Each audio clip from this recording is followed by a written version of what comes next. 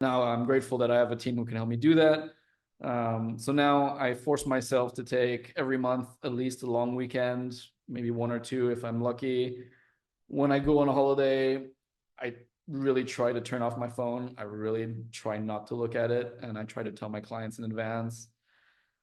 I try to do more exercise, more sports. So that's why I go, cycling. I go riding, bikes with my friends because that's really the time when we get to disconnect. Because when you're riding a bike, you can't just answer your phone call or whatever. Or at Um, least hopefully you're not anyway, huh? no, yeah, yeah, correct. And I wouldn't want to, anyways.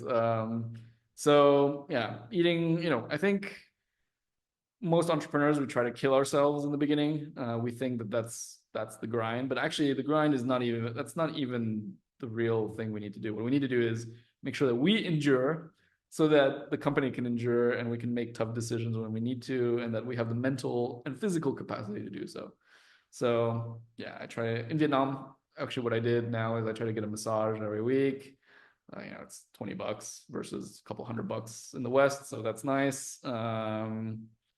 Try to spend time with family. Yeah, just go outdoors. I try to leave the city because actually Ho Chi Minh City, unfortunately, can get quite polluted. So sometimes I try to go out and breathe some fresh air at the beach or, and Vietnam is blessed with 2,000 kilometers of coast, so that helps.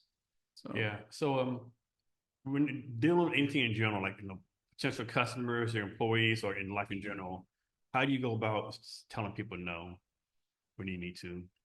uh I think I've generally been good at telling people no. I think that's been one of my strengths. I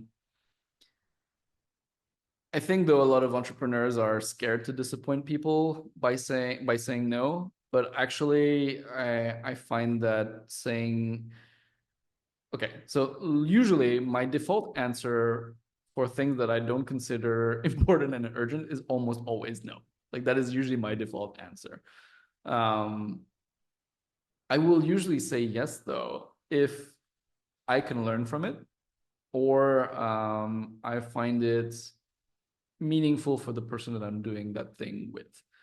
But as I'm sure you know as well, being an entrepreneur is about prioritizing your time, prioritizing your things that you need to do. So that's why, unfortunately, I'm default no, and I'm French, so to a certain degree, I'm pretty good at saying no already because French people are snobs. So So I'm pretty sure your day is different each day, but in general terms of what's a day in your life like? Sure.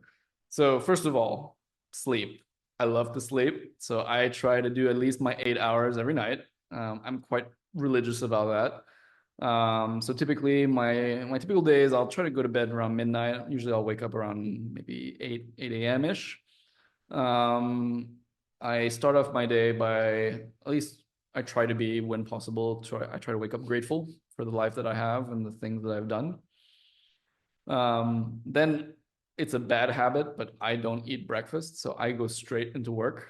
So usually I'll start work like proper work at around 9. I'll spend 8 to 9 just kind of chilling and getting in the mood. And then I will usually get lunch, do my work. Yeah, lunch. Actually, I like to take my sweet time for lunch. I don't usually like to have a quick lunch. And then I'll try to finish work around 6:30, 7 p.m. Where possible. Sometimes I'll work later, but that's usually not the goal. And then throughout my day, really, my job is to make sure that my team, I try to facilitate their life as much as possible. So I'm here to help make important decisions. I'm here to advance initiatives. I'm not here to micromanage. I'm not here to annoy anybody. I'm just here to make sure that they can do their best work and I can do my best work as well. And then very importantly, I usually try to carve out at least a couple hours a day where I do something that I find fun. So what's something that you do now like is super easy, Mm, but back in the day when you got started, like it kind of kicked your butt, right? And now you're like, mm, man, how did this kick my butt back? This is so freaking easy. What's mm. wrong? What took me so long to figure this easy thing out? Um, Man, there's a lot of things. This might sound very negative, but in the beginning, letting somebody go was extremely hard. It would take up like literally, I would get anxiety for a couple of weeks if I had to, unfortunately, let somebody go. Now it's not so much that it's still an emotional process, and by no means is it ever easy. But usually, my approach is a lot more how to say it?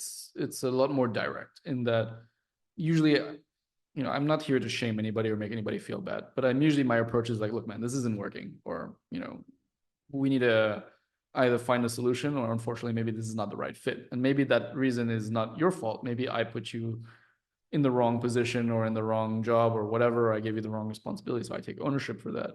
But this isn't working. So I think, hiring and firing has become easier. And it's not to say that that's a good thing. Sometimes I don't think it's a good thing as well. But I think I've grown thicker skin.